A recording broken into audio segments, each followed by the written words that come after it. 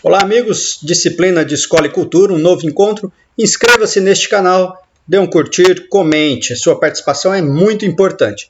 Bem, dentro da proposta nossa, nós vamos discutir aqui o início da educação no Brasil. E aí surge a missão jesuíta, as missões jesuítas, que eram os padres que pertenciam à Companhia de Jesus, que é uma ordem aí religiosa vinculada à Igreja Católica. Foi criada lá em 1934 pelo padre e hoje santo Inácio de Loyola.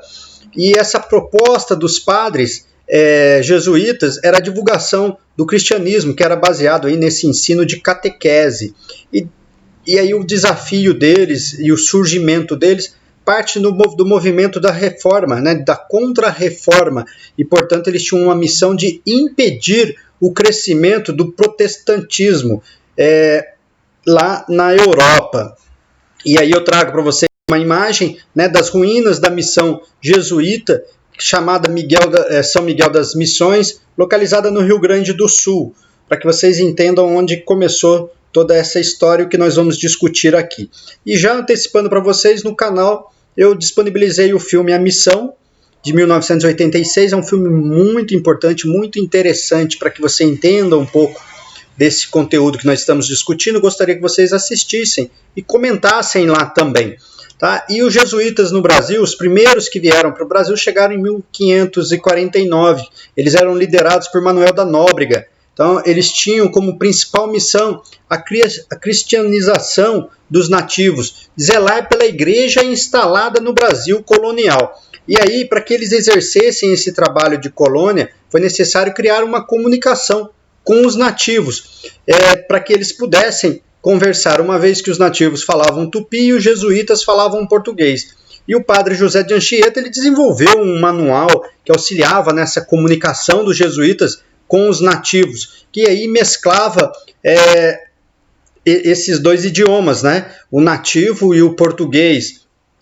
E daí nós temos esse contexto que veio aí crescendo e que tem uma importante participação no papel educacional do Brasil, que vai além das catequeses, da catequese aos nativos, e assim a educação dos filhos dos colonos também, que aconteceu aí na cidade de Salvador, São Paulo, de Piratininga, que hoje é a atual cidade de São Paulo, que foi aí com essa criação dos colégios dos jesuítas. E o historiador Ronaldo Weinfels, ele traz para nós que os colégios inancianos, eles se espalharam por todos os continentes, estão atravessando os 7 mares. Então formavam professores, intelectuais, missionários e dominavam o ensino em várias universidades, como a de Coimbra, consolidando a neo-escolástica, com ênfase no estudo filosófico e teológico. E aí sim vem essa difusão desse trabalho, dessa missão deles aqui no Brasil, que teve uma função importante. Além dessa pacificação dos povos indígenas, eles conseguiram ter um contato, de um modo geral, para ampliar, para realizar a catequese dos povos nativos, ou seja, trazendo a sua cultura para cá.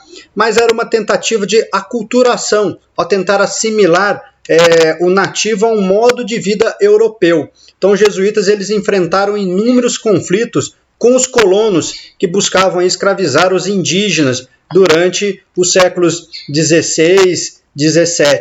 Então essa ação dos jesuítas também de proteger os nativos da escravização, levou a coroa a determinar leis que permitiam essa escravização dos indígenas, somente aí em casos de guerra justa, ou seja, quando os nativos atacavam algum português. Então o ensino jesuíta foi o primeiro a chegar no Brasil. Então eles começaram catequizando o índio e com o tempo construíram sua rede de colégios com o seu propósito, com o seu projeto pedagógico muito bem organizado. Então as escolas jesuítas seguem como um reflexo na atual sociedade, e isso deve ao fato dos jesuítas serem uma ordem fundada por Inácio de Loyola lá em 1534, que o objetivo era de levar o catolicismo a novos povos e de fazer frente à expansão dessa reforma protestante.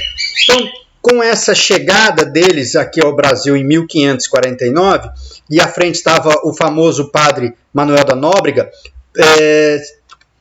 contudo, o primeiro professor nesse sentido da palavra foi Vicente Rodrigues, que na época tinha apenas 21 anos, e durante os próximos 50 anos dedicou-se ao ensino e à propagação da fé católica no Brasil. E essa aculturação ela ficou aflorada e houve essa influência portuguesa aqui. E assim, nós temos na história brasileira o registro dessa educação formal dentro da nossa história, que é o que nós conhecemos atualmente, apresentada aí pelas instituições escolares, que se dá lá no período da colonização do país pelos portugueses com a chegada da Companhia de Jesus, que é essa ordem religiosa católica. Então eles introduziram no período colonial uma concepção de educação que contribuiu para o fortalecimento das estruturas do poder hierarquizado, né, e os privilégios aí de pequenos grupos. Então as escolas jesuítas eles tinham um papel de ajudar a perpetuar as desigualdades entre as classes sociais. E os padres jesuítas tinham uma sólida formação cultural, estavam sempre dispostos a qualquer sacrifício para defender os princípios cristãos. E dentro desse contexto, né, eles buscaram instruir os nativos, principalmente jovens e crianças, para que entendessem os valores cristãos que seriam ensinados. Então essa instrução era feita por meio do estudo, da leitura, da apresentação, a interpretação da palavra divina.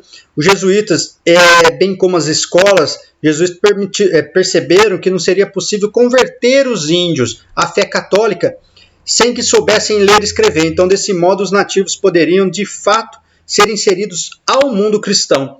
E aí, o sociólogo Gilberto Freire, ele traz para nós na obra Casa Grande e Senzala, ele diz que os primeiros missionários substituem as cantigas lascivas entoadas pelos índios por hinos à Virgem e cantos devotos. Então, não raro, né, era possível visualizar naquela época que padres ridicularizavam a fé do pajé, a figura do pajé, os ensinamentos da tribo e condenavam, né, a poligamia. Eles pregavam uma forma cristã de casamento e dessa maneira começaram a abalar o sistema primitivo.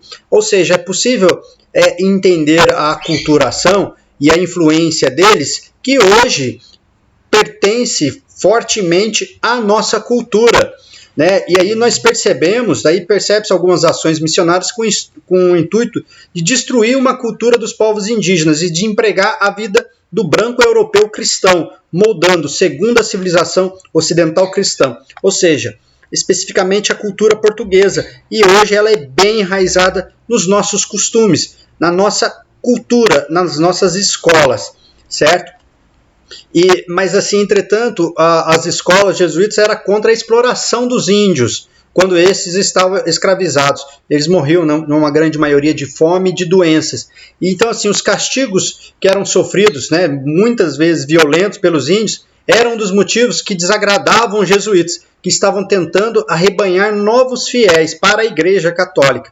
Então, ou seja, eles queriam concretizar as suas questões, mas de forma pacífica, e sendo que a Igreja Católica ela estava perdendo fiéis para os protestantes.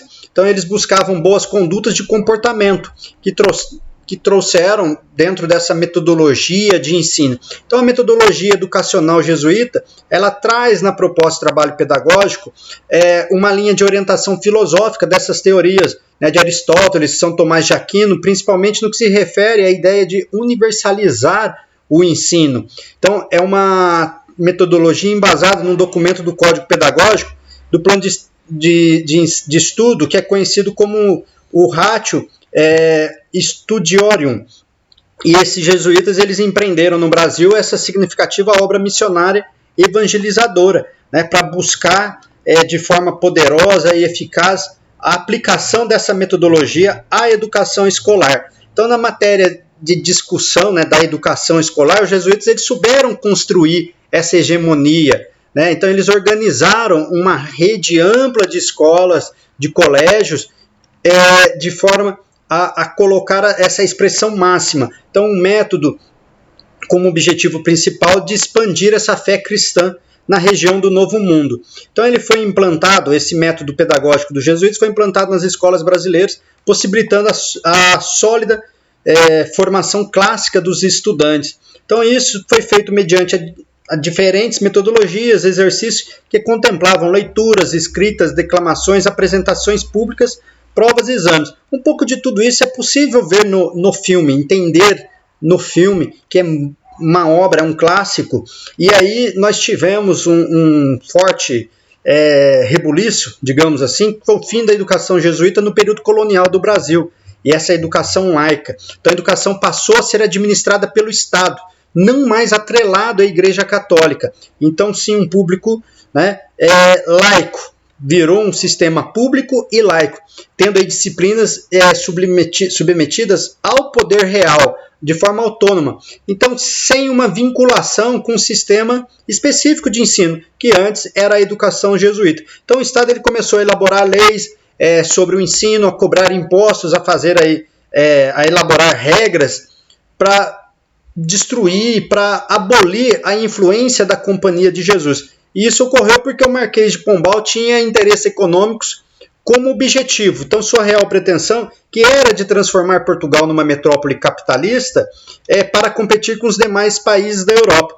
Então, para que isso fosse concretizado, era preciso acabar com a escravidão dos índios, então permitindo que casassem com os portugueses. Então, Pombal desejou ter aí uma nobreza e uma burguesia mais intelectualizada.